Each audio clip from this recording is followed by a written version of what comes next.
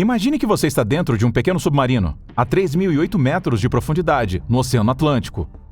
Tudo isso só para espiar pelo visor e ver o navio naufragado mais famoso de todos os tempos, o Titanic. Você admira a vista encantadora das grades enferrujadas, cobertas de algas no convés, e dos corredores escuros e assustadores que levam às salas onde a elite britânica costumava relaxar. Eles eram tão ricos quanto você. Afinal, esse passeio te custou uma fortuna. De repente, a luz dentro do submarino começa a piscar de forma estranha. Em menos de um segundo, a pressão ao redor aumenta tanto que a embarcação é comprimida e esmagada como uma lata de alumínio. Tudo acontece tão rápido que você nem tem tempo de sentir dor antes de morrer. Submarinos estão entre as armadilhas mais perigosas que existem, porque se algo der errado debaixo d'água, praticamente não há chance de escapar com vida. E o pior, seus entes queridos talvez nunca encontrem seu corpo, e muito menos saibam o que realmente causou sua morte. Por isso a maioria das histórias trágicas envolvendo submarinos são envoltas em mistério e sempre cercadas por cenários assustadores de como tudo teria acontecido. Então, como sempre, recomendamos discrição ao espectador. Provavelmente a primeira coisa que vem à sua mente quando você ouve submarino é aquela música divertida dos Beatles. Mas, na realidade, esses barcos submersíveis raramente têm algo a ver com diversão. Na maior parte das vezes, submarinos são usados por missões militares sérias. Durante a Segunda Guerra Mundial, servir em um deles era perigoso, mas também considerado uma grande honra. Quem sabia disso era Jesse da Silva, um militar que serviu no famoso submarino americano USS Tang. Esse submarino foi lançado em 1943. E em apenas 14 meses de serviço, afundou 33 embarcações inimigas. A tripulação salvou 22 pilotos da Marinha e recebeu 2 medalhas presidenciais de unidade. Mas no dia 24 de outubro de 1944, o USS Tang traiu a sua própria tripulação. Naquela noite, o submarino fazia uma patrulha de rotina no Estreito de Taiwan, seguindo as rotas comerciais japonesas. Só que o Tang detectou não foi um barco comercial, e sim um comboio de grandes navios inimigos, passando entre Fuzhou e Amoy, na costa chinesa. Jesse e os outros membros da tripulação ficaram eufóricos. Era uma oportunidade de ouro. O Tang seguiu o comboio e começou o ataque, lançando torpedos. O submarino afundou 2 navios cargueiros e um petroleiro, além de danificar outros veículos. Mas quando o Tang lançou o último torpedo, algo terrivelmente deu errado. Ele subiu à superfície, fez um círculo e voltou contra o próprio submarino. Explosão. Jesse estava perto da cozinha quando o torpedo atingiu o compartimento de torpedos. 3 seções traseiras foram alagadas instantaneamente, e todos os militares nesses compartimentos morreram na hora. Mais 29 marinheiros, incluindo Jesse, conseguiram isolar a sala de máquinas traseira e também fechar a porta entre a sala de máquinas dianteira e a área da tripulação. Eles sabiam que logo a pressão destruiria as baterias, que estavam cheias de cloro gasoso tóxico, e explodiriam. A única saída era pelo compartimento de torpedos dianteiro, que tinha um mecanismo de escape. Mas para chegar até lá, era preciso passar por uma sala de rádio parcialmente alagada. Os marinheiros arrombaram a porta e a água invadiu a sala com força. Mas a água ainda só chegava até os joelhos. Mesmo assim, decidiram ficar mais tempo, arriscando a própria vida para queimar documentos militares secretos. Eles avançaram pelos corredores cheios de fumaça e finalmente se juntaram a mais alguns sobreviventes que estavam na sala de torpedos quando tudo aconteceu. Alguns marinheiros tentaram fugir pela escotilha de acesso ao canhão, voltando à sala de controle. Mas ao abrir a porta, nuvens densas de fumaça saíram do compartimento. Eles fecharam a porta na hora, mas agora ainda era mais difícil respirar. Finalmente, Jesse e mais 3 homens chegaram então ao compartimento de escape. Eles o encheram de água para equilibrar a pressão e então abriram a escotilha externa.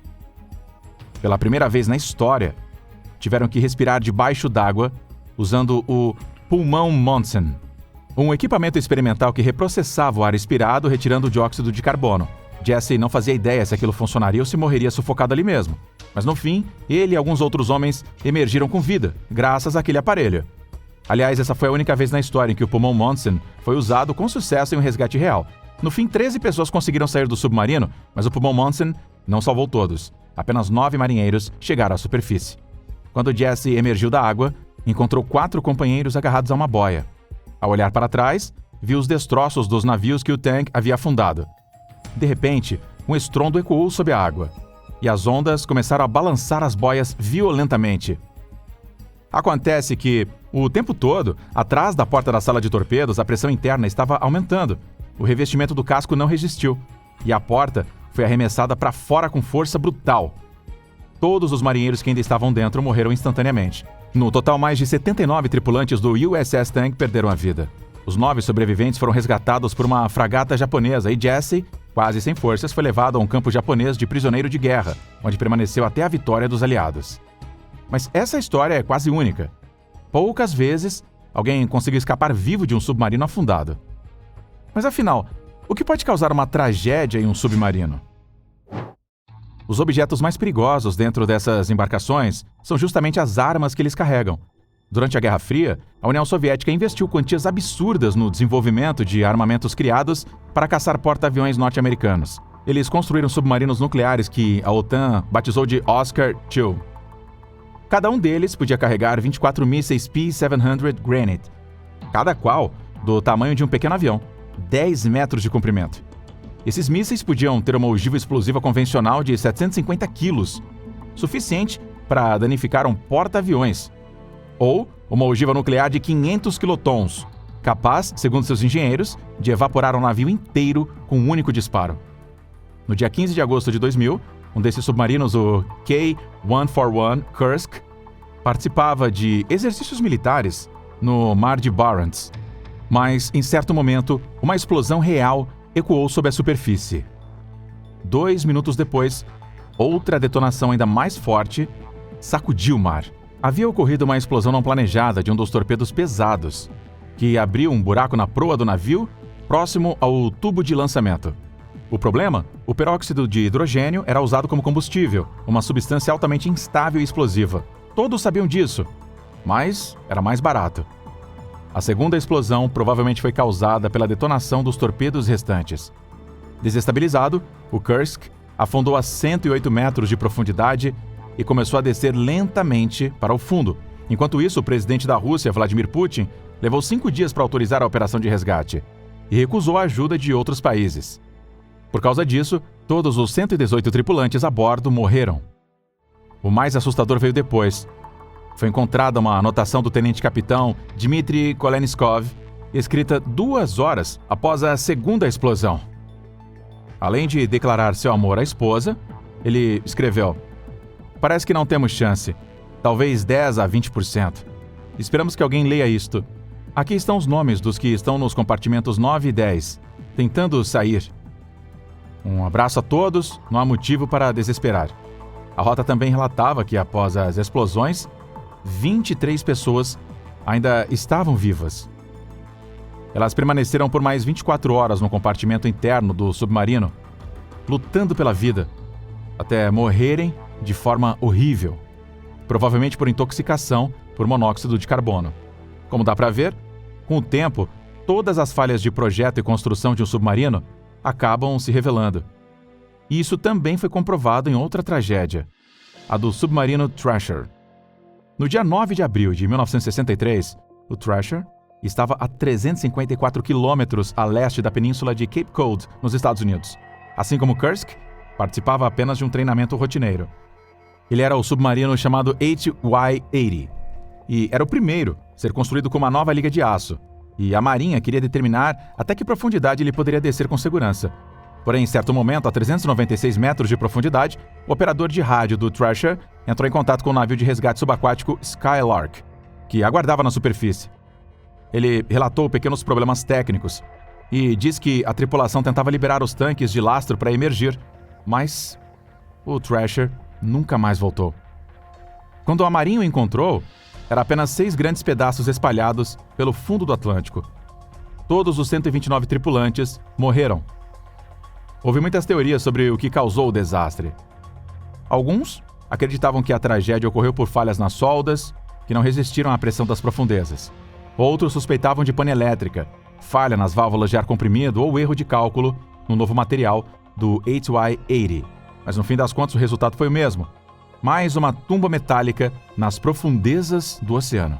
Um documento de 1.700 páginas feito pelo capitão Jim Bryant, oficial aposentado da frota de submarinos, relatava achar que tudo era suspeito e ele achava que a Marinha estava escondendo algo. A Marinha alegava que isso era necessário para proteger as tripulações dos submarinos ainda em serviço Mesmo mais de 50 anos desde o afundamento, e esse desastre ter acontecido durante um treinamento, hoje, com a tecnologia obsoleta, a Marinha liberou apenas 19 páginas do seu relatório.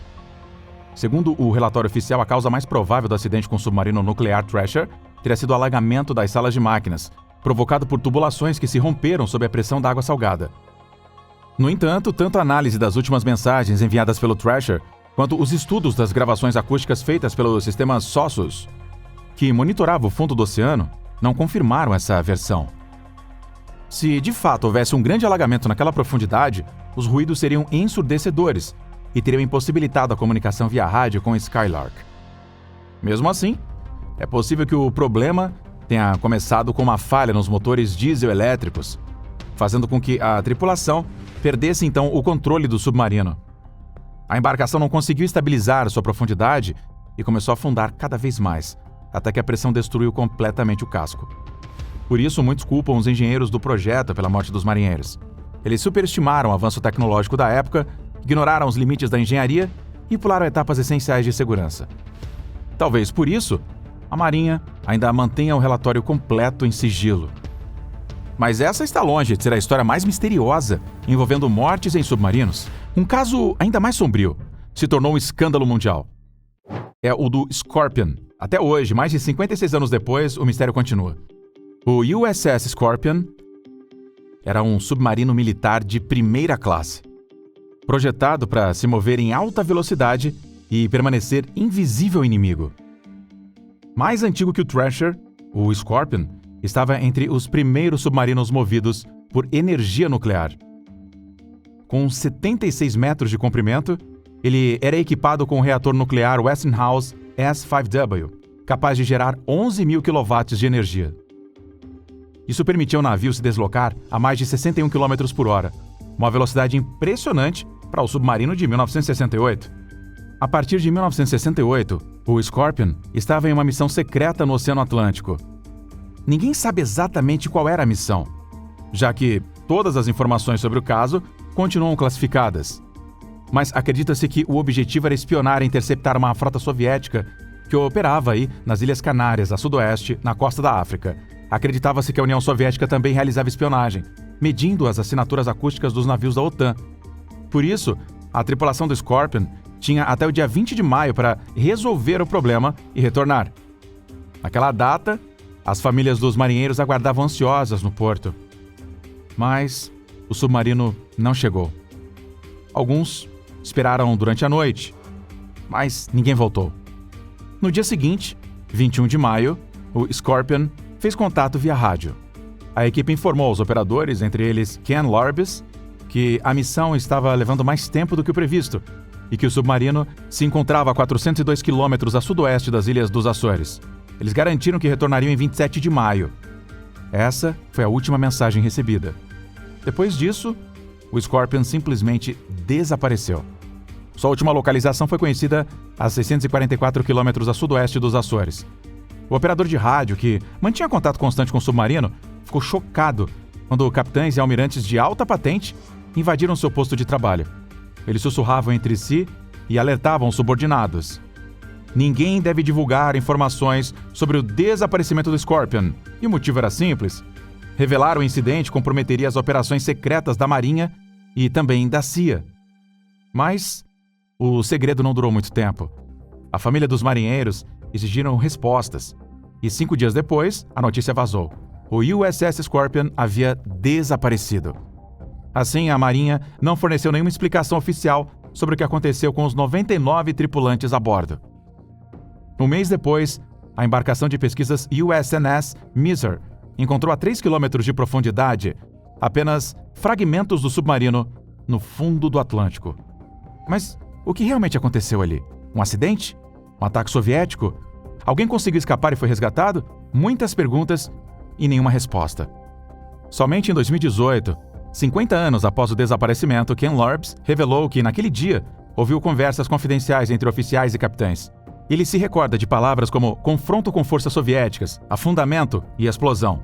Mesmo assim, até hoje, a Marinha dos Estados Unidos nunca emitiu um comunicado oficial sobre o caso. O destino da tripulação do Scorpion permanece um mistério.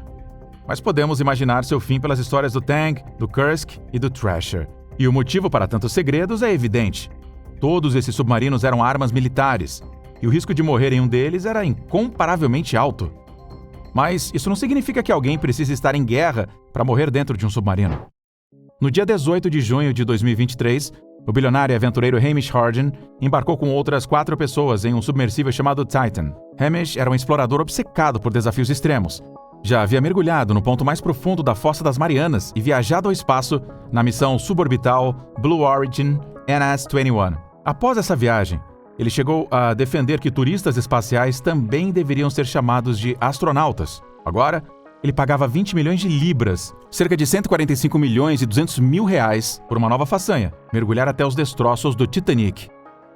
Para isso, o Titan teria que alcançar 3.810 metros de profundidade, quase 13 vezes mais do que os submarinos nucleares normalmente descem. Mas o Titan não era nada parecido com um submarino militar. Era minúsculo, sem assentos, e acomodava apenas 5 pessoas, que tinham de sentar-se no chão. E, para completar, toda a operação era feita por um simples controle de videogame modificado. Como se uma expedição às profundezas do oceano fosse apenas mais um jogo. Como o Titan opera em águas internacionais, não está sujeito a nenhuma regulamentação de segurança. Nem mesmo possui a certificação de embarcação marítima segura por parte de qualquer órgão. Mesmo assim, isso não assustou o Hamish, que queria experimentar esse tipo excêntrico de turismo. Afinal, antes daquele dia, o Titan já havia descido aos destroços do Titanic mais de 37 vezes, sempre sem incidentes. Às 9h30 da manhã do dia 18 de junho, os passageiros entraram no submersível e sua escotilha foi fechada pelo lado de fora com 17 parafusos. Começava a descida. O sistema de submersão e emergência do Titan também era muito simplificado. Submarinos militares de grande porte podem mergulhar e retornar à superfície sozinhos. Mas, no caso do Titan, era preciso usar um navio de apoio específico para colocá-lo na água e retirá-lo depois. Por isso, o mais correto seria chamá-lo de veículo subaquático e não de submarino. Por segurança, o Titan fazia contato com o navio de apoio a cada 15 minutos. No entanto, após 11 horas e 15 minutos, o submersível parou de responder. E ninguém sabia por quê. Mesmo assim, o plano era que ele voltasse à superfície às 16 horas e 30 minutos. Mas ele não apareceu na hora marcada. Apenas às 19 horas e 10 minutos, ao perceberem que havia algo errado, os operadores avisaram a Guarda Costeira dos Estados Unidos. Começava ali, então, uma corrida contra o tempo. Os socorristas tinham apenas 96 horas para encontrar o Titan e salvar os ocupantes, já que o veículo tinha oxigênio para apenas 4 dias. E mesmo que o Titan tivesse conseguido emergir sozinho, os passageiros não teriam como sair, porque a escotilha só podia ser aberta pelo lado de fora. As buscas teriam sido muito mais fáceis se o submersível tivesse um beacon de emergência, o famoso EPIRB, um sinalizador que permite localizar embarcações em perigo. Mas, por algum motivo, o Titan não tinha esse dispositivo. Isso fez com que a missão do resgate se tornasse extremamente difícil. Agora, só imagine o desafio de encontrar um veículo do tamanho de um ônibus escolar, no fundo do oceano, dentro de uma área de 25 mil quilômetros quadrados. No terceiro dia de busca, o sonar de um avião canadense detectou sons vindos das profundezas, semelhante a batidas numa porta. Isso renovou a esperança. Será que eles ainda estavam vivos, enviando sinais de socorro? E então, finalmente, no dia 22 de junho, o Titan foi encontrado, mas em pedaços. Ficou claro que o veículo havia sofrido uma implosão violenta. Provavelmente o acidente foi causado pela pressão extrema e por falhas estruturais no casco. Em geral, submarinos são feitos de aço, titânio ou alumínio. Mas, por mais estranho que pareça, o Titan era feito de fibra de carbono. Um material experimental, nunca antes testado em profundidades oceânicas tão extremas. Especialistas afirmam que a implosão destruiu completamente o veículo em milissegundos, ou seja, os 5 passageiros morreram instantaneamente. Infelizmente, os passageiros do Titan, assim como os do Titanic, confiaram demais nas promessas da propaganda. E o preço foi alto demais. Olha só essa imagem. É impressionante, não é? Passeios de submarinos são bastante populares em resorts à beira-mar. Normalmente descem a profundidades muito menores que o Titan. Mas me diga sinceramente, você pergunta de que material o veículo é feito antes de embarcar? Você confirma se a escotilha abre por dentro ou se há algum plano de emergência? Bom, depois desse vídeo, a gente espera que sim. Deixa pra gente aí nos comentários. Quais aventuras subaquáticas perigosas você gostaria de ver nos próximos vídeos? E não se esqueça, claro, de se inscrever aqui no canal para descobrir quais perguntas fazer antes de subir num balão de ar quente ou dar o primeiro passo rumo ao Everest. Se cuida e nunca subestime a força do oceano. Tchau!